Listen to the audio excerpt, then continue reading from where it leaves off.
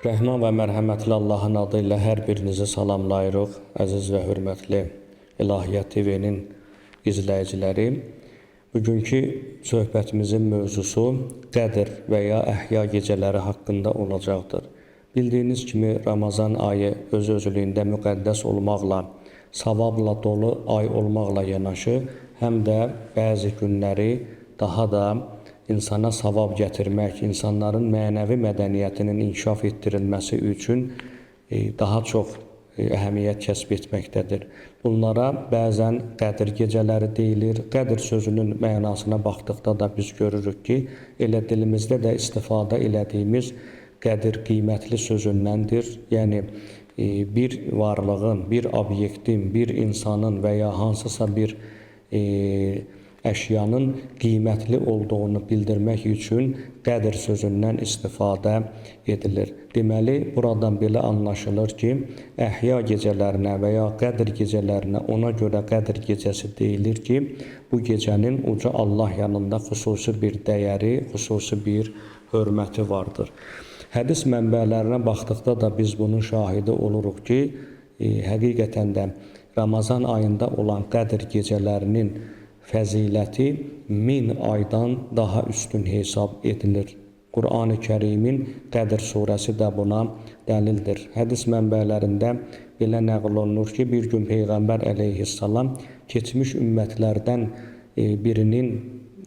ümmətlərdən olan bir şəxsin 1000 ay Allah yolunda cihad etdiyi, Allah yolunda vuruşduğu haqqında məlumat verilir.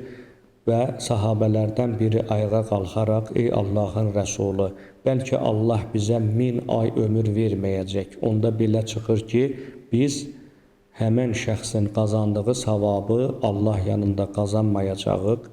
Bu sualın nəticəsi olaraq rəvayət olunur ki, Cəbrail əleyhissalam Qədr surəsini gətirir və Qədr surəsində də uca Allah biz Qur'an-ı Kərimi Qədr gecəsində nazil etdik. Sən nə bilirsən ki, Qədr gecəsi nədir?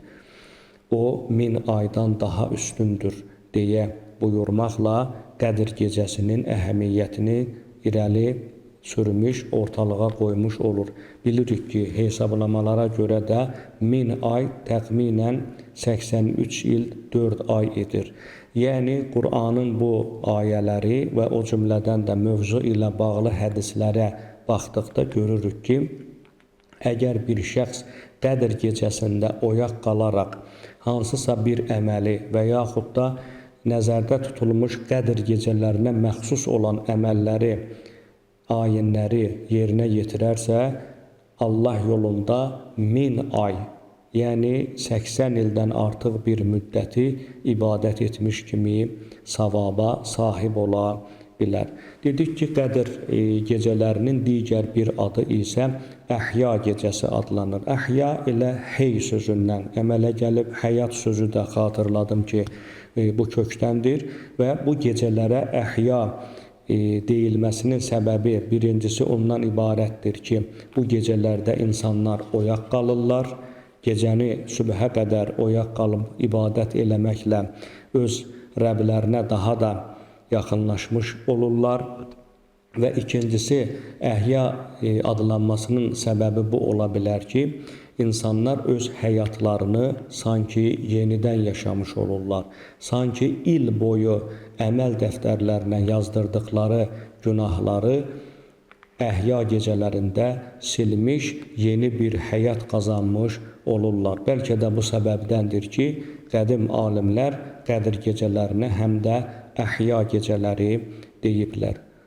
Çünki insan qeyd elədiyim kimi bu gecələri xüsusi ibadətlər, xüsusi zikirlər etməklə öz əməl dəftərlərində yazdırdıqları günahları pozur və yeni bir həyata qədəm qoymuş olurlar. Elə Qur'anın da bayaq adını çəkdiyim Qədr surəsində də insanların müqəddəratının məhz bu gecələrdə yazıldığı bildirilir. Ona görə də çalışaq Qədr gecələrini daha səmərəli, daha faydalı keçirək. Allah bütün əməllərimizi qəbul etsin. Çox sağ olun.